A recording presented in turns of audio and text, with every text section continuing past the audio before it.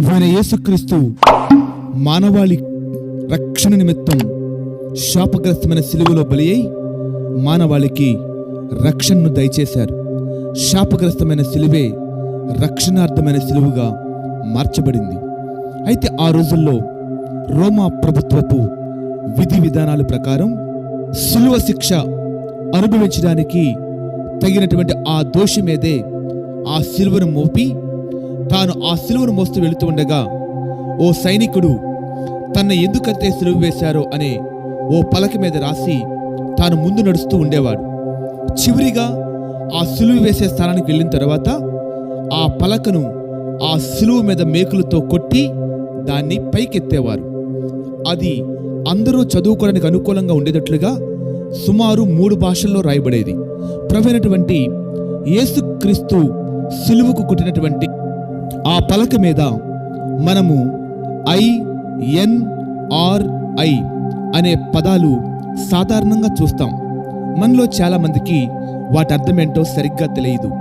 అయితే అవి లాటిన్ భాషా పదాలు. లాటిన్లో I అంటే ఈసస్ అని, N అంటే నజరేన్స్ అని, R అంటే రెక్స్, I అంటే యుడిరామ్ అని అర్థం. దీన్ని ఆంగ్ల భాషలో చెప్పాలంటే Jesus of Nazareth, king of Jewish అని అర్థం. అంటే యూదుల రాజైన నజరేయుడగు యేసు అని. చూడండి, యోహాను సువార్త 19వ అధ్యాయము 19వ లేఖన భాగం. యూదుల రాజైన నజరేయుడగు యేసు అను పై విలాసము వ్రాయించి సిలువ మీద పెట్టించెను. యేసు సిలువ వేయబడిన స్థలము పట్టణమునకు సమీపమై ఉండెను.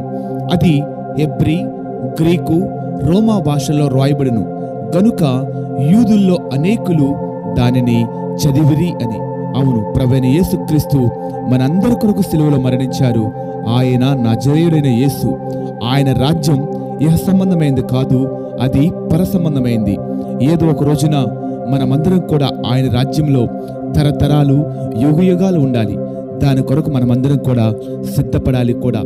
ఈ లోకములో సిలువ మోయలేని వాడు పరలోకములో కిరీటాన్ని ధరించలేడు అని చెప్పి ఒక భక్తుడు చెప్పాడు. ఈ లోకంలో ప్రభువు కోసం శ్రమపడదాం, ప్రభువు కొరకు మనం జీవిద్దాం, పరలోక రాజ్యాన్ని స్వాతంత్రించుకుందాం. ప్రభువైన యేసుక్రీస్తు త్వరగా రమ్ము. ఆమేన్.